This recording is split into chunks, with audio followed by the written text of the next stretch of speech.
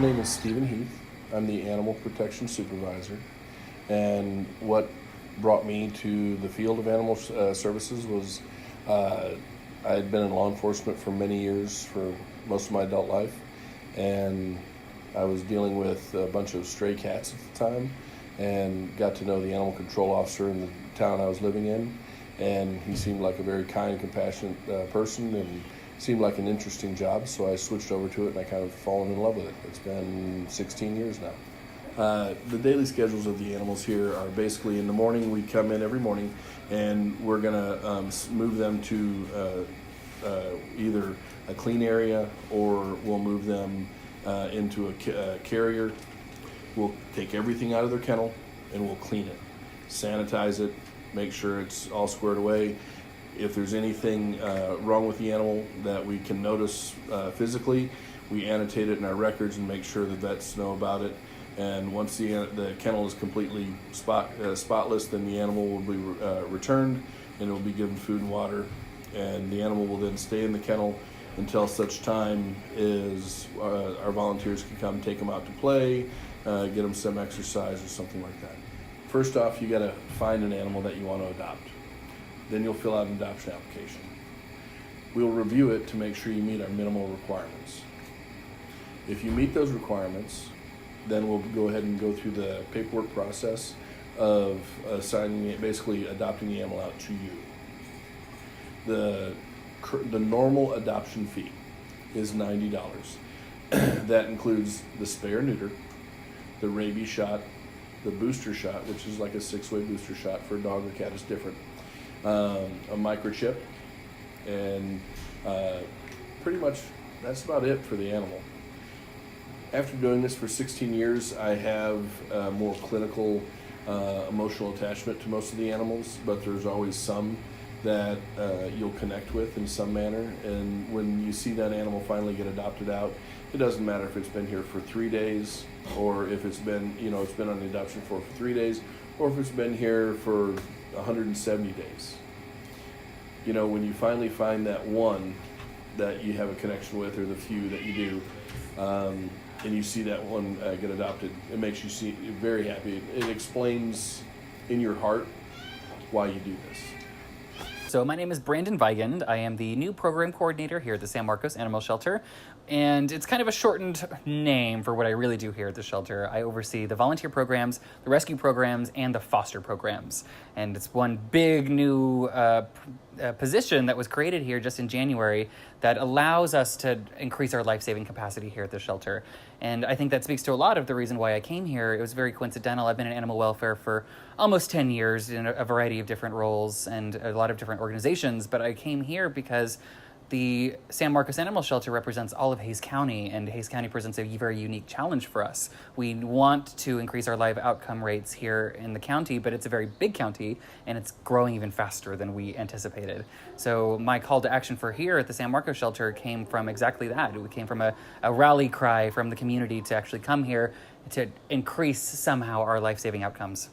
We host some adoption specials that allow us to significantly increase the number of animals that leave the doors, which are great. And we also have a lot of fun outreach events that are geared towards education and also adoption. So we do a yearly event called Muttstrut, which just took place in just a few weeks ago. And it was a really great big event where we were allowed to come out to greet members of the community, talk to them about the missions that we have going forward and what we really want to do with this new implementation plan that we hope will soon actually be rolled out in the near future. We always want the best for our animals, and so I think our emotions grow with each day that an animal is here in one of those kennels, especially the ones that we know are very good animals, the dogs and cats that we know that would thrive in a number of different situations in a number of different homes. Those are the animals that we really feel towards. And so when those ones finally wind up going home, it's extremely emotional. It's kind of like the pinnacle of the journey this entire time of trying to get them adopted, and they finally do get adopted. And from there, it's nothing but positivity. But of course, there's always a few tears shed and in happiness for sure. Breeders do have a place in our society, and we know and recognize the value that they do hold within the greater welfare community. But we're also seeing a massive shift in awareness towards shelter animals here, we've seen a pretty significant jump in the amount of people who have come to the shelter because they don't want to buy from breeders anymore. And that's a great shift. And so we're hoping that in the future, breeders and shelters will be able to work together in order to find placement for all these animals. We even see breeders, too, that are coming to the forefront of animal sheltering who want the best for shelters and want the animals here to be adopted before even going to one of them. So we're seeing some really cool, fun paradigm shifts. And to that end, I'm very excited. It's a really great time to be part of the shelter community. My name is Mariah Thomas. I go to Texas State University, and I wanted to adopt a cat because I feel like they're very therapeutic, especially when you're stressed out. Okay, so I went to the St. Marcus Animal Shelter, and the facility was really well. I went there twice. So the first time I went there, they were like, oh yeah, we have the cat, just need to speak to your roommates. They seemed like they really cared about the animals, and it was really clean. And they had me go into the cat room, and there were older cats there, and there's other people there playing with the cats and stuff, but no one was playing with Matcha. And so she just looked so sad, and she was poking her little head through the bars, and I was like, it's my cat. And I got to take her out, and I played with her. She was purring and stuff. She seemed a lot happier when she was out the cage. And then when I brought her home, it was a little difficult because I had put her in the restroom because she wasn't litter box trained yet, so she wouldn't use the restroom everywhere. And she meowed a lot. And I was like, okay, you know what? You're just gonna go into bed with me. So she seemed very, very needy when I got her out the cage, and when I took her home, she didn't want to be by herself. So she seemed to already had clicked with me. Matcha definitely knows her name, and she knows how to sit, and she knows up. She's very playful, and she gets really frisky sometimes. She doesn't meow that much, but when she does, it's really high-pitched and cute. She's not, I wouldn't say she's antisocial, but she's definitely shy. But she likes my roommates, and she likes some people who come over here.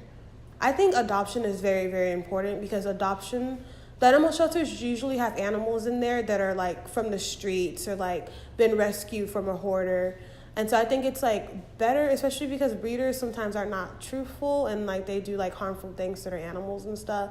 Plus you're just paying too much money. It's better to adopt locally. My name's Storm Rankin, 23 years old. I'm a senior at Texas State, and Sarge is 3. So Sarge, according to the shelter, had supposedly been dropped off on the side of the road by his owner. And when the Paw Shelter found him, he had a chip in him, and they called the number that was with the chip, and they denied that he was theirs. So what they assume is that they just dropped him off and then didn't want to claim him, which is kind of sad because he's a really amazing dog. Sarge loves to play basketball.